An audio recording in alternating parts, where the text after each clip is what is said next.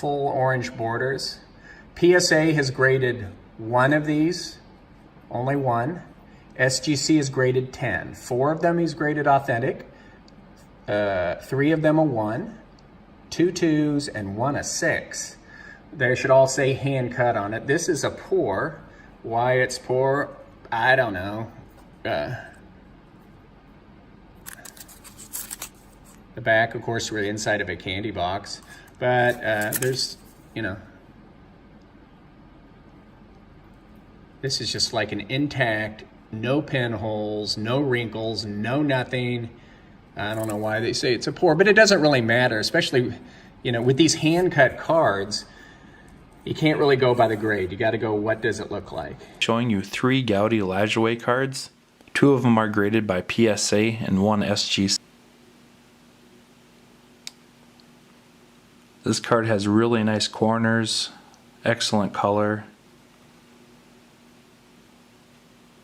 I have a 1909 Ramley Chief Bender. Great early pitcher. This set is tough. Great pitcher. He was known to drink a little bit, and at one point in his contract, they actually put a clause that he couldn't drink. This is a 1903 Bryce Williams Company Cy Young, the E107 set.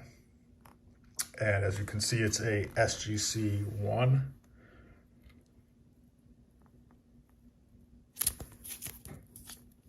And there's the back. It says 1 of 150 prominent baseball players.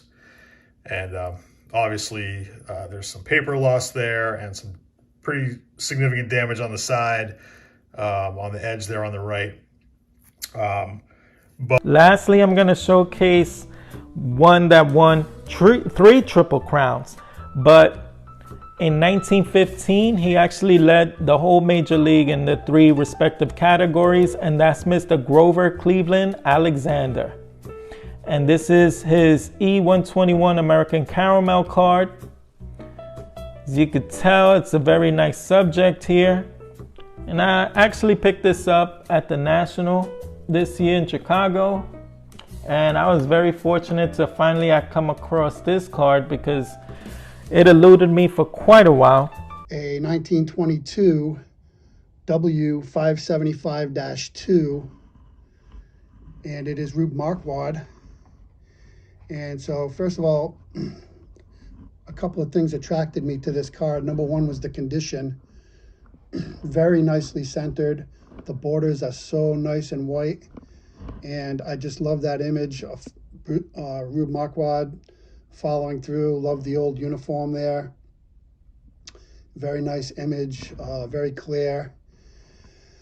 And so as I was considering this card, I found out that it is pretty rare. PSA has only graded 9 of these, and out of the 9 that they have graded, 2 of them have qualifiers, so they were either marked or stained or off center or something like that. And out of those 9, none have been graded higher than a 5. So this is a 5, and there's none graded higher. So to me, I thought it was pretty rare. Excited to add this one. This is an awesome looking card. It's a 1941 Gaudy of Melot in the green background and a PSA VG3. Melot was known for having that high leg kick. He's probably the first to start that. Now today everyone does it. This card in 41 Gaudy comes in 3 different colors. It's red, blue, and green, and there might be a 4th one. There might be a yellow, but I'm not 100% sure. It's got a blank back on there.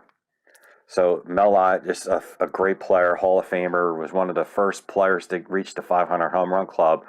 After Babe Ruth, it was I think Jimmy Fox, and Melot might have been the 3rd player.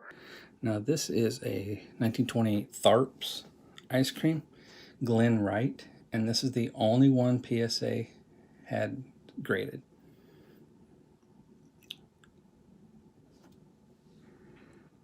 So this one has a little bit of a different front. The Tharps has a little bit of different of a front, just a tad. The backs are kind of the same, except, of course, it says Tharps.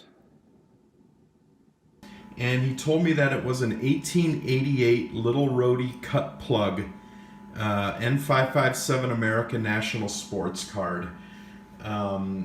Because it just really caught my eye. I mean, this card is just absolutely amazing. It's a thing of beauty. And it is an SGC. An 1899 Sporting News M101-1 Honest Wagner rookie. Obviously, it's not a card, but it is his rookie. I didn't know a 19th century Honest Wagner piece existed.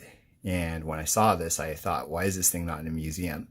It is the best condition one that I've ever seen in my life. And I've only seen like 6 or so in sales history. Most of them are cut out like around here, or a big chunk is out of them, or they're written on or something. So this is an amazing artifact. And by the way, I mean, the T206 Wagner is, the most popular, most famous card ever, because Wagner was the best player on the planet back then, by the way.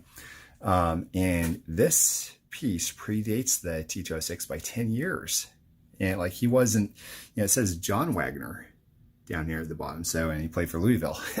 And so, I mean, this is a piece I think, in my opinion, should be in a museum. So I don't feel really necessarily worthy to have it. I didn't even know it existed until last year, and just my jaw dropped when I learned about this, and so happy I have this piece.